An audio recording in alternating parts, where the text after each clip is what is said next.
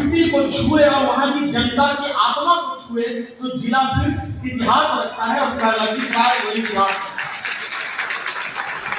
शासन कितना मुस्तैद ये बहुत महत्वपूर्ण नहीं है, प्रशासन कितना संवेदनशील है ये बहुत महत्वपूर्ण है। और मुझे बहुत गर्व है, ये बोलते वक्त अपनी भावुकता पर नियंत्रण रख रहा हूँ और आपको बता रहा हूँ। इसी लखीसराय की वो इतिहास के विद्यार्थी रहे हैं।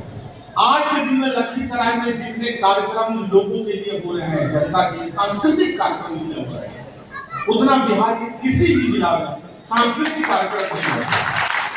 अभी आपको एक नई खबर जो मुझे मिली है कि आज महिलाओं के लिए, लड़कियों के लिए फुटबॉल टूर्नामेंट राष्ट्रीय स्तर का हो रहा है, जिसकी मेजबानी लखीसराय को मिल रही है।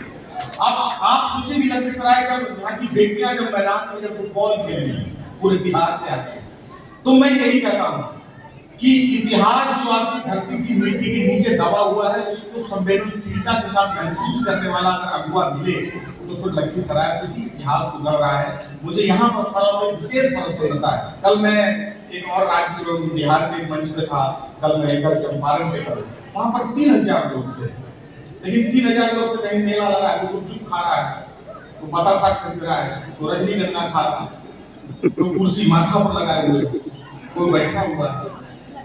वो जो 3000 की भीड़ उस वक्त आप भारी है क्योंकि आप श्रोता के तौर पर सुन रहे हैं। इसलिए हमेशा साहित्य को इसलिए भी महत्वपूर्ण मानना, इसलिए मत मानना कि कोई कवि आया है अभी चंदन दुबे जी पढ़ के गए आपको ताली बजाना है, इसलिए मत मानना। आज के समय में डॉक्टर बना सकता है कोई भी कॉलेज, इंजीनियर बना सकता है, आईएएस बना सकता है, लेकिन तुमको संवेदनशील आदमी बनाए ऐसा भी कोई संस्थान का हुआ है, वो जिम्मेदारी साहित्यिक मंचों की है। नहीं तो डॉक्टर बन जाओगे, इतना कसाई डॉक्टर हो जाओगे तो पर्ची देख के मरीज मर जाएगा। आप बहुत बढ़िया डॉक्टर है लेकिन अंदर से है आप कसाई। इतना दवा लिख दीजिएगा, अब मेडिकल वाला फोन कर दीजिएगा कि बस इसका बुखार 104 है, इसको 208 कर दो, भेज दिया।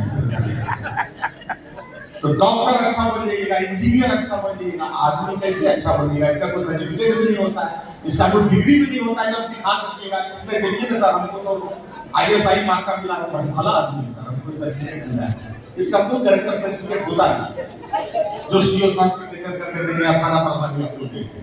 इसलिए वो पैदा होगा साहित्यिक कार्यक्रमों से, इसलिए आप लोगों को आधा घंटा आपको बर्दाश्त करना है। इन तीनों महापुरुष को कितना लोग पहचानता है पहले ही बताओ? सब पहचानते हो, बहुत बढ़िया। क्योंकि कल हम चंपारण गए थे, हमें बच्चा से पूछे कि चंपारण किस लिए प्रसिद्ध है? कहा सर मीट का हांडी यहाँ खा लिया।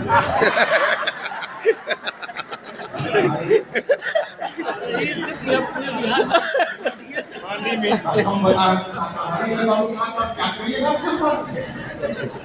अब हम जब चंपारण को पढ़ रहे थे तो चंपारण काहे मशहूर था? चंपारण गांधी के लिए आया है।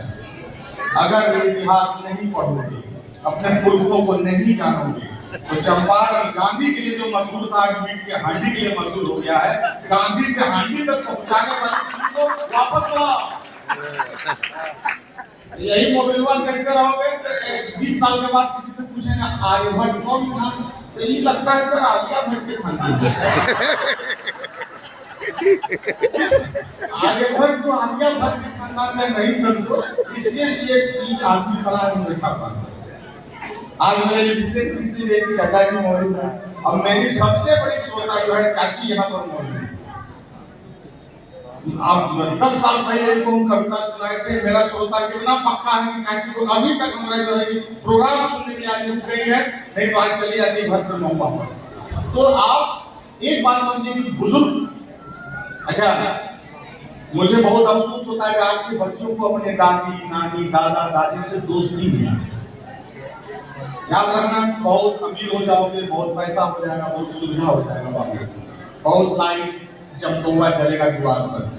दुनिया का वही घर रोशन है जहां पर लाख लाइट जलने के बाद भी दरवाजा पर एक लालटेन है और चौकी पर एक बुजुर्ग बैठा है, वही घर रोशनी से भरा है। बुजुर्ग किसका नाम है? बुजुर्ग अनुभव का खाली नाम नहीं है। जवानी जंजाल भरा अंधेरा कमरा है, ऐसे टेक के चलता है। वो खाली फिटनेस दिखता है उसका, एजेंडा कहिए।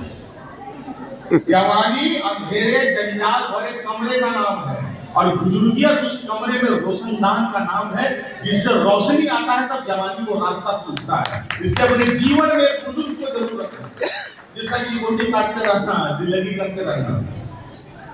हमारे उम्र के हमारे गांव में इतने बुजुर्ग थे, हम लोग उन्हीं के साथ दोस्ती, हमको सब कहता था इतना बड़ा उम्र के आदमी के साथ तुम्हारा दोस्ती है भाई, जिसको खजाना हीरा चाहिए उसको जौहरी से दोस्ती करेगा।